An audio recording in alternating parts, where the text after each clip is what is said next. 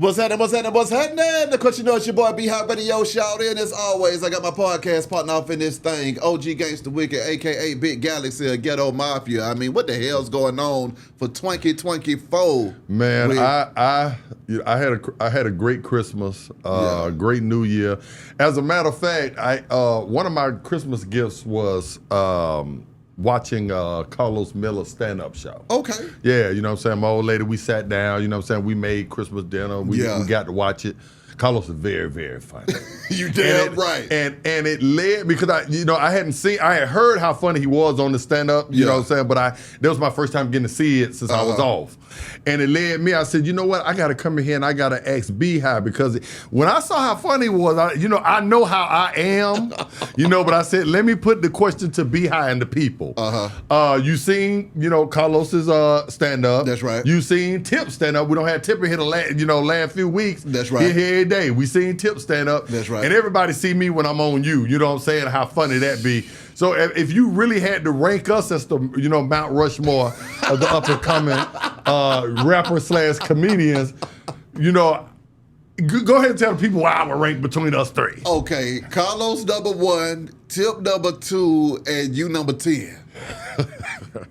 Honorable mention number 10, and it's only to 5. You a hater, man. Yeah, you're a real hater. You're a real hater. But no, it's 2024. We blessed to see another year. Absolutely, man. absolutely. No, it was last year was a beautiful year for us. It was. For the channel. For what has been done for hip hop, for all the people that's out there that has put us up on a pedestal and made us the voice of the community of hip hop. Yeah. I want to just thank everybody, because I wasn't here for the 2023 as it was going into 2024 to be able to tell everybody out there. Yeah. Thank you. Exactly. Like seriously. The love is real. Oh family. My goodness, yeah. And as I was sitting there reflecting on 2023 as 2024 was coming in. Last week, 2 weeks ago when I came in and we was talking about the Falcons thing, and I told everybody that how important you was to the culture. I got a lot of feedback from that. Okay. And so I hadn't come back in to straighten all that part out and go a little step further about the culture, not just B-High or not just Wick or all the rest of the podcast we have, but the people. Yeah. You know what I'm saying? Shout out to all the people out there that have made us number one. Yeah. They come in, they get in the comments, whether they cuss us out or whether they show love, they share this stuff. They have made us number one. And I am blessed for that. In 2024, we're gonna take it even further. Well, see, I love this platform, Wick, because it's for the people, by the people. You see what I'm saying? It's like straight up foo-poo. I hate to say it like that, but I just love the fact that, we got an audience that's been riding with us for years, man, and they appreciate real content that stays out of the mess. Mm-hmm. They like the way that we narrate what's going on in the culture, and also control the narrative of the culture to keep feeding people healthy information at the same time. Folks can watch the podcast and they can leave knowing a little bit more, feeling a little bit better, just having something to think about without saying, you know what, these boys done pissed us off and stressed us out again, Right. So I just appreciate everybody participating. Absolutely. With us, I'm gonna say something else too, Behind. What I am thankful for the last year about this podcast, as I, unwrap everything, is that we were able to, and we're still doing it, able to dismiss a lot of the BS that goes on in our hood. Yeah. You made a point in 2023, and a lot of people may have missed it, but I'm gonna bring it up again. You said this. You said that in the game, in the street game out here, people pretty much know that death comes with that. Yeah. Or jail comes with that. Yeah. And snitching comes with that. Yeah. But with the snitching, it was always like it was worse than if you killed somebody. Yeah. Or if you ran off on the plug and his family got put out behind, or he got killed because you don't took it. That was all being a gangster. Yeah. But if you just told one thing about what you did, then all of a sudden you was the worst of the worst. When all three of them are all part of the game. Exactly. That there, it takes some real deep thinking to understand that. And that was something I took away from 2023. Another thing that I took away, and I want to ask you this too, without just really putting you on the spot, but what were some of the best moments in 2023 and best interviews that you think that maybe changed the culture or made people think, see one of those artists in a different light, or got a group together, or resurrected a career? What was one of the interviews that sticks out to you in 2023? Because I have one, and I'm gonna tell you which one it is. It's probably the same one I'm about to say. Dirty. Yeah. Yeah. And that's what I. Dirty. Dirty. It was real. Yeah. It was real. Yeah. Man. Out of Alabama, man, Dirty Boy, Yeah. and they appreciated it so much. You know what I'm saying? But the stuff that they talked about was just so real. You see what I'm Absolutely, saying? yeah. See, the whole thing is that in media, we lose sight of the reality of life. So, like, even when we talked about the snitching stuff last year, my thought process was, the reason why we're talking about it, we ain't condoning it or saying that it's right or wrong. We're just saying that, guess what, man? That's a part of the game. Right. Absolutely. And if you're not going to accept that as part of the game, then you don't need to be in the game. That's my whole point. Don't play the game if you can't accept what comes with the game. Correct, and that comes with the game. Why should you be able to play the game and it be all perfect for you when that's not how the game goes? And what you said, if a guy will rob you in the game, kill you in the game, run off of you in the game, what makes us so naive that you won't be snitched on in the game? So debunking that whole entire thing right there, just grouping it all in so not one is bigger than the other one. Yeah. It was a narrative in our culture that I was getting tired of talking about.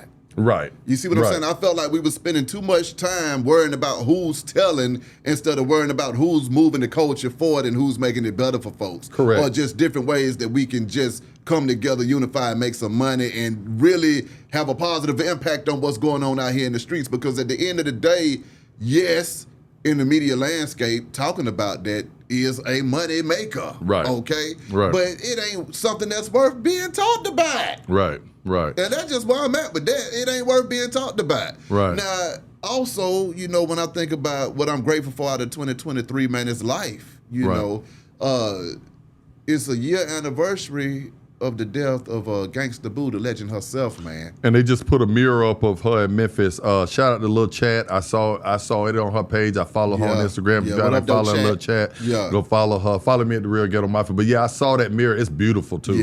Got her with the glasses thinking down. So I'm proud of whoever did it. I don't know who did it, but I'm pretty sure it is in Memphis. Yeah. And whoever was behind it, it was in the city or whatever, they did that, and at its well they should have.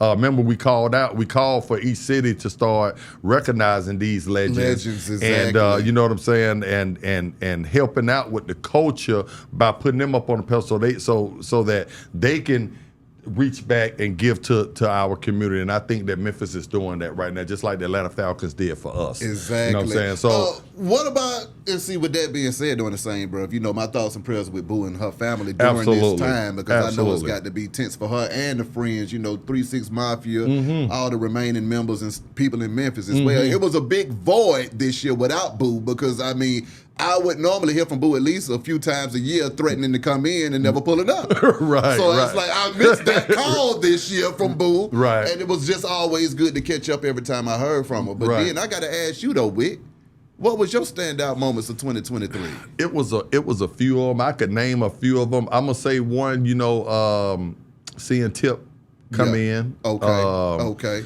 You know what I'm saying? And as a matter of fact, while it's on my mind, Jeezy, you need to come see me. You need to come in here, you know what I'm saying, and come kick it with, the #1 podcast for the city, for the streets. We have the streets, and you are the streets. The people are asking for you. Yeah. So come in here and see us, Jeezy. Come see me.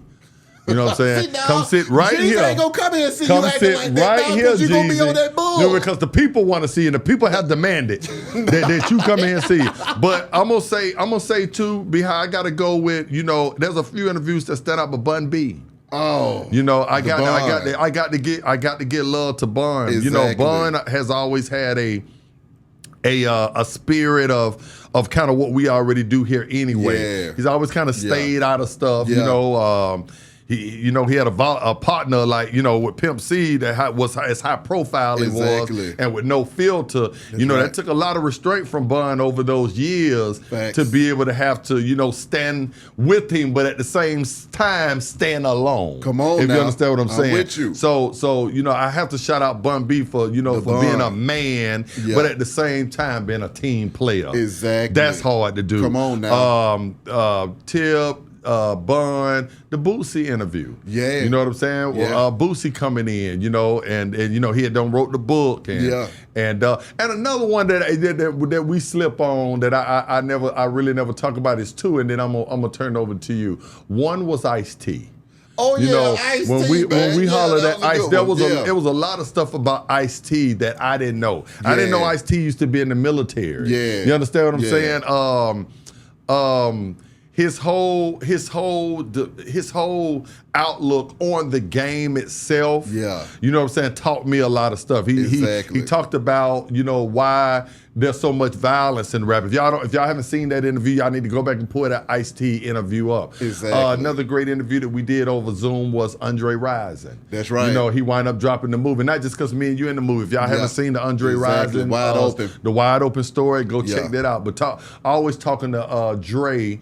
And getting insight on him about football. This was before we hollered at Dre before Prime even went to Colorado. Exactly. You know what I'm saying? And now him and Prime are back together. You got Prime Time and Showtime. So seeing Dre come on our platform, and then from there kind of his trajectory is went all the way up. That I felt special about that particular interview. But there's a lot of great interviews that we did. I liked it. I liked the interview that we just did with Alpha Omega last week. Alpha Omega, that was a good one. It was a great interview. Kurt and Rashida interview. If y'all haven't seen that, go see that. That was a powerful interview with two, a husband and wife sitting here talking about the trials and tribulations of being married in the industry. On TV. On TV, and their whole life living out there. There's a lot of stuff about Kurt when I sat here and listened to him that I didn't know. You understand what I'm saying? Yeah. It kind of reminded me of Bobby and Whitney. You know what I'm saying? Shout out to Coop Brown and all the Browns and stuff, but there was always a lot of misconceptions about Bobby. Yeah. You understand what I'm saying? If you were around Bobby and Whitney, you knew. Yeah. But if you wasn't around, it looked like Bobby was always. Yeah. And that's kind of what I took from Kurt. You understand what I'm saying? That, because that's the perception of him. Well, at the end of the day, you realize that it was love. It's love. Exactly. Love. It's like, they love each other and they making money together, and that's just what it is. Absolutely. So there was a lot of great interviews, man, this year. If I think about some more, I'll say it next time. But for all the people out there, go back and check out, some of those interviews that I just talked about. Tip, Bun, Boosie, so many stuff.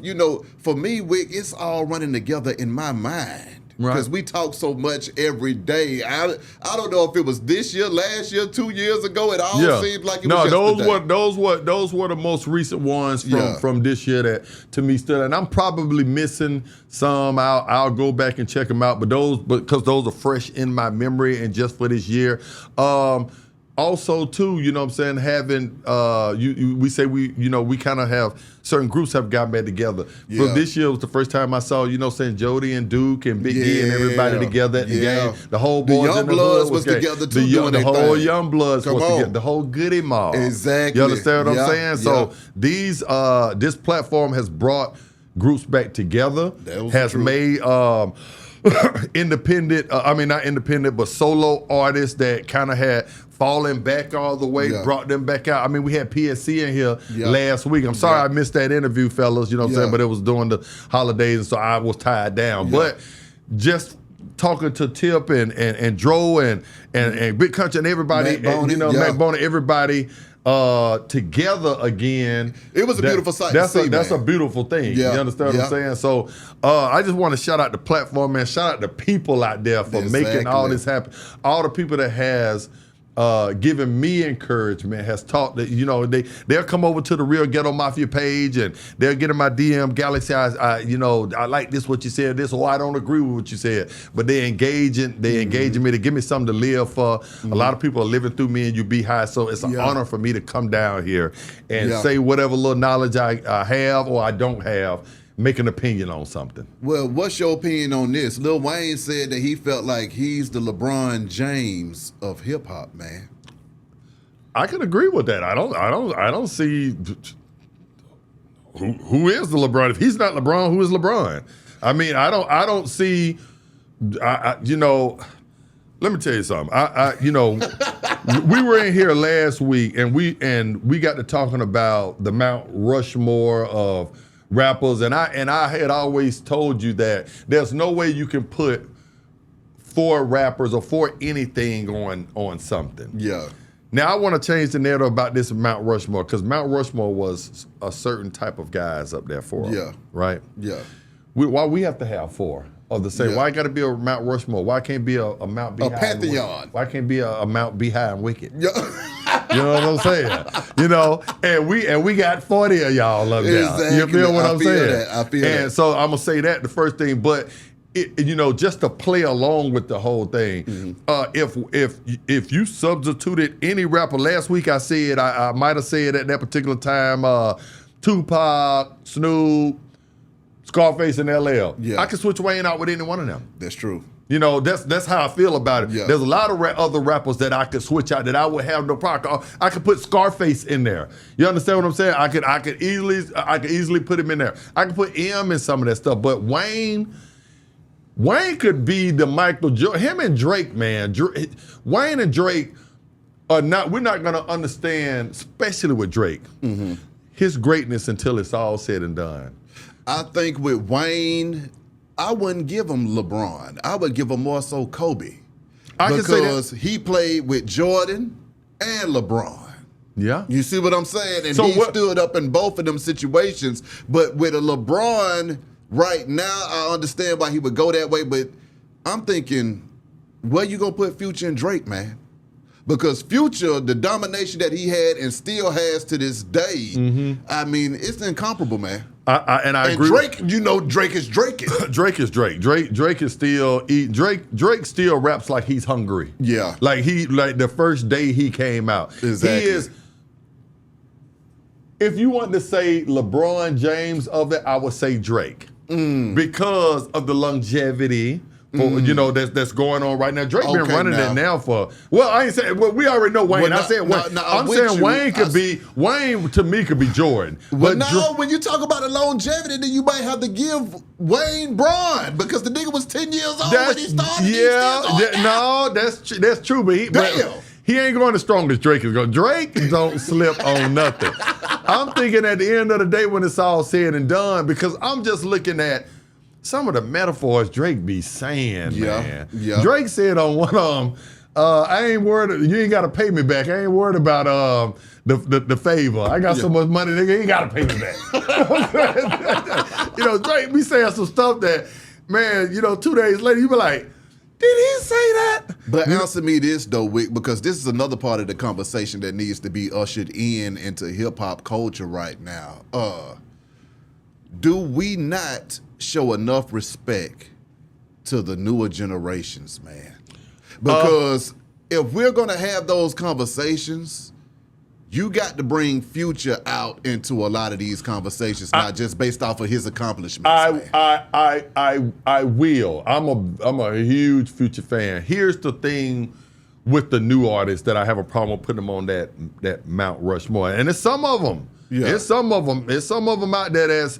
I think that boy that out of Houston that passed Mo3. Yeah. He was on the trajectory of that. Yeah. That, you know, Yeah. I saw that. Yeah. The problem I have with the young guys, and Lil Durk is trying to do it now. He's trying to change the message. The narrative, yeah.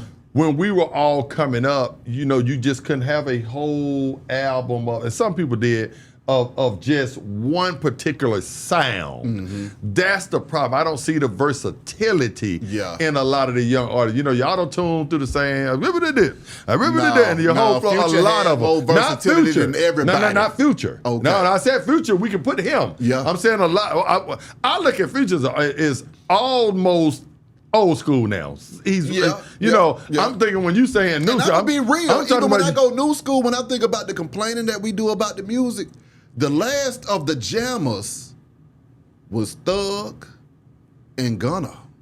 Them hits that them boys was putting out together, man, they were keeping hip hop alive. They were. I'm feeling Finesse 2 times. I mean, I bump him Finesse, every day. yeah, I'm with you. I'm feeling what his trajectory and where it's going. Mm-hmm. So I don't think that we hate on the new generation of rappers. What I think it is that we're in a zone right here, and they have to come to us. And once they get there, then once their destination is complete, then we'll give them the flowers. I think that their story is still being written.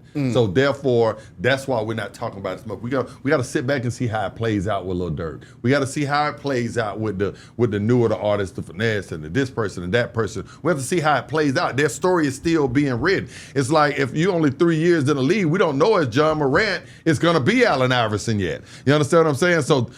I'm going to say it like what you were just saying with all them interviews earlier on when we were just talking. Everything's running together, but at the end of the day, Future been probably running for 15 years. Correct. That's what I'm saying. So that's why I say I look at Future so as... I don't know if we can...